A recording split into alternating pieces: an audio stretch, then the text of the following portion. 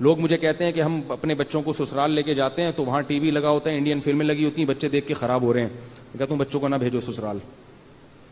کہتے ہیں پھر وہ نانی اور نانی ناراض ہو جائیں گی بچوں کی. میں کہتا ہوں ہونے دو. نانی کو خوش کرنے کے لیے اپنے بچوں کو انڈین فلمیں دکھا کے تباہ کر دینا.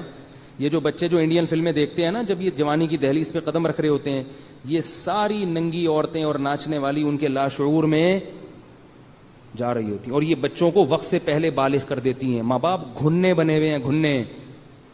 بچے وقت سے پہلے بالغ ہو رہے ہیں, پھر غلط ایکٹیویٹیز میں لگ جاتے ہیں.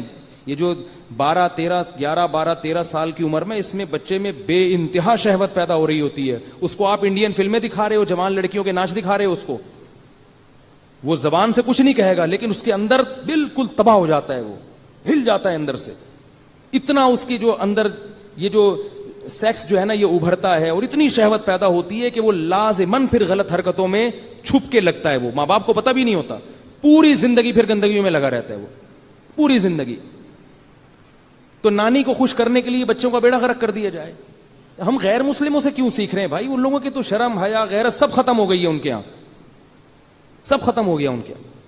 تو اگر ناراض ہوتے ہیں تو ناراض ہونے دو, راضی کرنے کے دوسرے طریقے اختیار کر لو. ان نے بولا بھائی ٹی وی نکال دو تو چلے جائیں گے, اور اگر بھیجنا ہے تو پھر پابندی ہو, ماں کے ساتھ بھیجو کہ جب یہ بچے آئیں گے تو ٹی وی نہیں کھلے گا.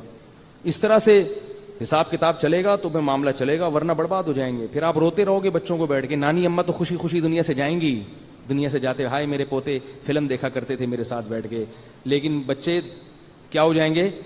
تباہ و برباد ہو جائیں. تو ذرا ٹائٹ حساب کتاب رکھو.